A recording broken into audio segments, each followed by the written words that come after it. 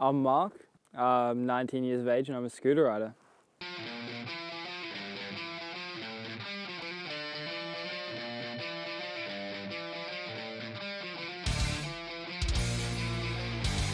Hello.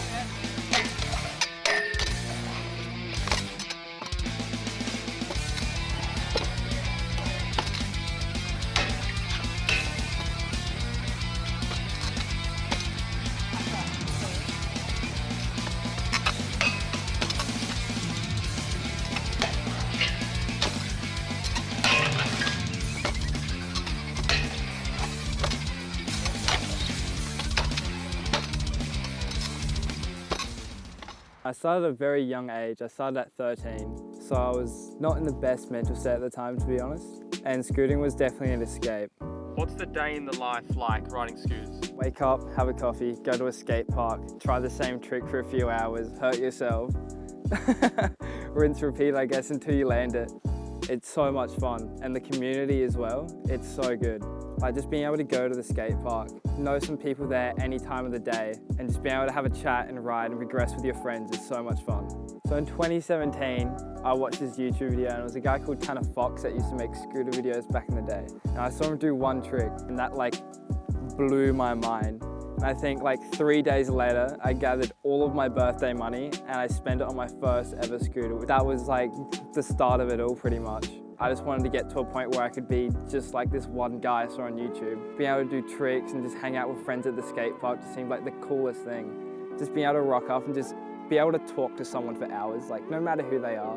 It doesn't matter on your skill level. You can be good or bad. Been riding for a year, like 10 years, it doesn't matter. We have group chats and stuff like in the Adelaide scene. Someone will just be messaging like, hey, who wants to ride or whatever, I'm riding here today, and everyone will just rock up in session. Just make edits with each other, post them on Instagram. It's so much fun. I wouldn't be doing anything else. I have made pretty big achievements, obviously, like being the best rider in South Australia, being like the first rider to do this, and like, or the youngest rider to do this. Like being able to like set something and try it for so many years and reach that point, pushing yourself to your absolute limit. Being able to do tricks that you never thought were possible in your own head, it is actually a dream come true. Trying a trick over and over again, it takes a lot of patience and it does take a lot of attempts. Like I've spent literal days, like we put our lives on the line for doing it. Can you talk about any injuries or times where things went wrong? My worst one by far was in 2021, and there was a concrete floor, so I just went straight onto my face and it ended up shattering my nose, fracturing both my eye sockets. Had a type 3 concussion. I was pretty much just locked in hospital for a few days because I couldn't remember anything. I had a pretty bad brain bleed, completely smashed my teeth out. I was choking on my own blood. And I was so lucky that my friend Finley was there at the skate park actually because he saved my life by putting me in the recovery position. As the ambulance arrived, I was like apparently 2 minutes off of choking. It was a bit traumatic. It did definitely take a second for me to recover for it, especially from confidence-wise and physically, of course. I still have brain damage from that accident, but it's not going to stop me from doing what I love, obviously. I actually ended up riding back after it 2 weeks later.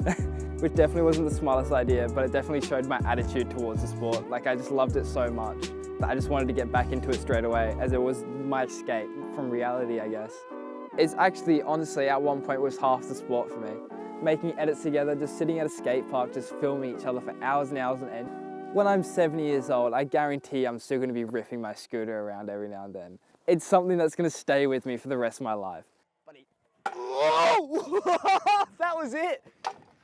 I win. There's no way you're doing that. There's no way.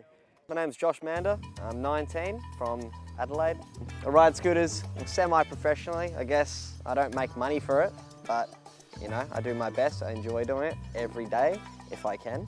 The feeling of landing a trick is just amazing, you know, putting in the work, you know.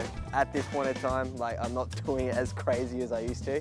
It's almost for personal fitness. I go to the skate park after work most days, do half an hour. I do not put the scooter down and I'm going. I do not stop. I actually broke my left leg, the big bone, tibia, one of those.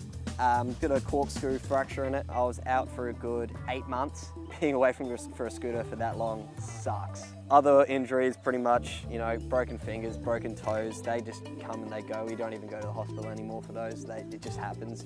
What are your best achievements in scooter riding? Hitting Noarlunga rail, which is like an 18 stair from the top of my head. Going and doing that first try, one and done. We'll never do that rail again. It is utterly huge. Just being able to do that thing was just an absolute mind game, because if you crash, you go into hospital. So I had to do it first try, land it clean. I'll be riding as long as my body can keep up, that's for sure, because I really enjoy it. I love it so much, so I don't see myself stopping anytime soon.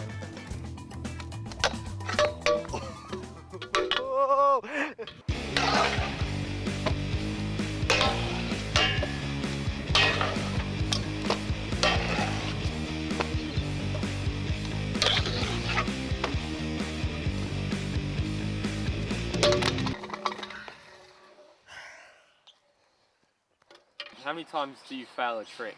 More than we land them, to be honest. What drives you to keep trying it? What drives us? Self-satisfaction, seeing my own progression. As soon as I was like, this is really fun, and then I landed that first tape, that satisfaction actually got me obsessed with it. Going out, filming with your friends, editing like on the bus on the way back home, posting it on social media.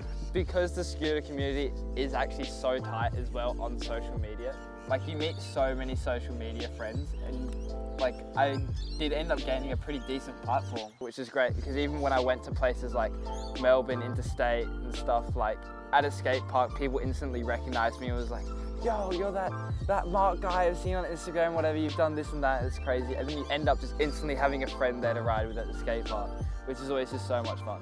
Your whole like social media presence is your portfolio as a scooter rider. It's pretty much what brands are going to go off and see and be like, damn, this kid's pretty good. It's a great way to track your progression as well. Exactly. Like just look back and be like, yeah, I love looking wow, back at my like, old clips. Like exactly, like all the good times. So much fun to edit though. Like on the bus back, just talking to friends editing. It's like top tier experience. Yeah, exactly. Do scooter riders wear helmets, and what safety precautions do you take? It's a weird thing with scooter riding. Like I find wearing a helmet and knee pads, elbow pads limit your flexibility. I know Mark, he's always worn a helmet. I used to wear one. I don't really like wearing them anymore. Thing is with scootering and like just riding at the skate park in general, any user, they know how to fall properly. Sure, you can still have that one in a 2,000 where you might whack your head, but I'm pretty comfortable with the risks. I'm not doing anything too crazy where I know I'm gonna, if I could whack my head, I probably would chuck on a helmet. Style and fashion is really important, and knee pads, elbow pads, helmets just aren't fashionable at all. No, like at all. Like, you see less than 1% of actual scooter riders, like street riders, wearing a helmet in general, 100%. When you're starting, you 100% got to wear a helmet because you don't know how to fall properly. I know, I have different opinions. I think you should always wear a helmet, to be honest. A helmet saved my life. I genuinely wouldn't be here if I wasn't wearing a helmet during a bad accident. I've already had brain damage even with wearing that helmet. That will probably carry on for a lifetime now. Like, I know I've been kind of like opposite, but I 100% do recommend you wear a helmet. Like, I'm a bit of an idiot. Yeah, I don't think it's fashionable. And I know the risks. I know what I could do, and I'm comfortable with that.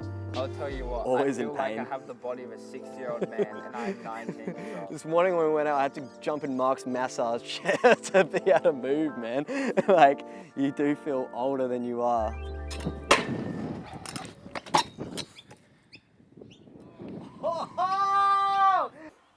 I think that's it. That one was easy.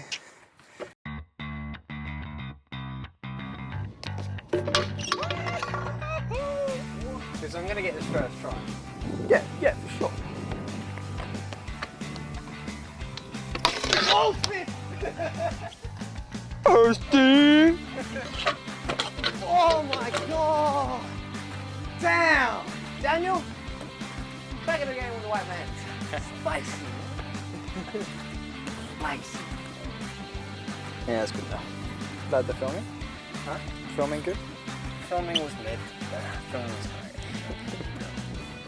great. Ready? I'll do a test flip.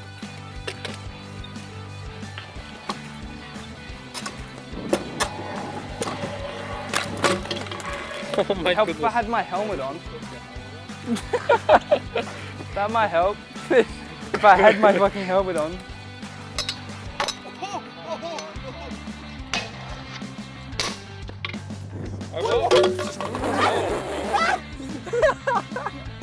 That wasn't staged, was it? That was not staged. What the fuck happened, man? Okay.